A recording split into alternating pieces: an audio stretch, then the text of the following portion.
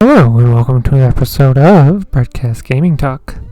Recently I've been replaying my way through one of, in my opinion, the good Kirby games that is on the Nintendo Switch, and that's the subject of this video, Kirby Star Allies. From what I can gather, the story or main goal of the game is that there's a dark heart thing that corrupts anything it comes in contact with, and you, as Kirby, have to stop it from doing exactly that. That is at least what I gather from what the story is about.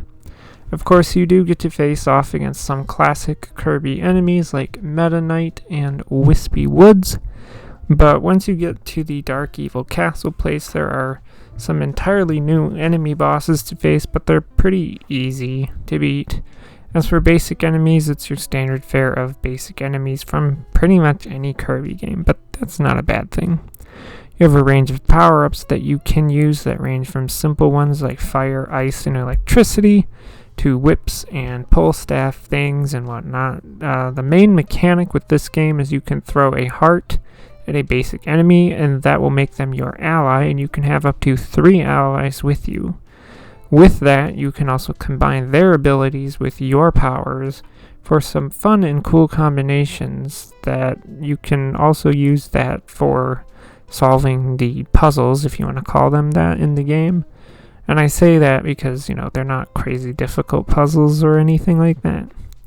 The game, of course, looks great, and that is because it is your typical bright and colorful 2D platformer that is typical for a Nintendo device to have. There are really only 2 things that I'm not the biggest fan of when it comes to the Star Allies.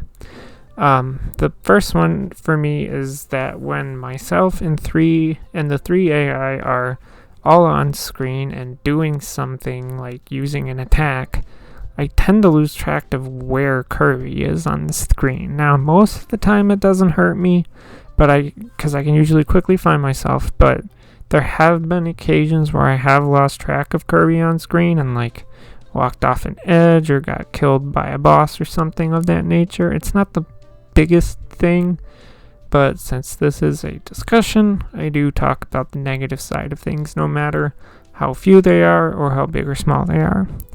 The other thing I don't like is just how short the game is. It's like a 4 to 5 hour game, which wouldn't be a big deal if the game was cheaper.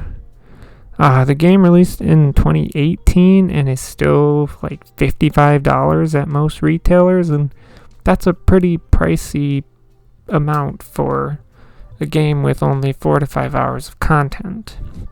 Ultimately, this is the kind of game that fits well on the Switch. It looks good, it plays good, and it's a lot of fun. Kirby Star Allies is a good and fun game. That's all I have to say, so if you like what you see in here, feel free to subscribe. If you want to add to the conversation, leave a comment below. As always, thanks for listening and goodbye.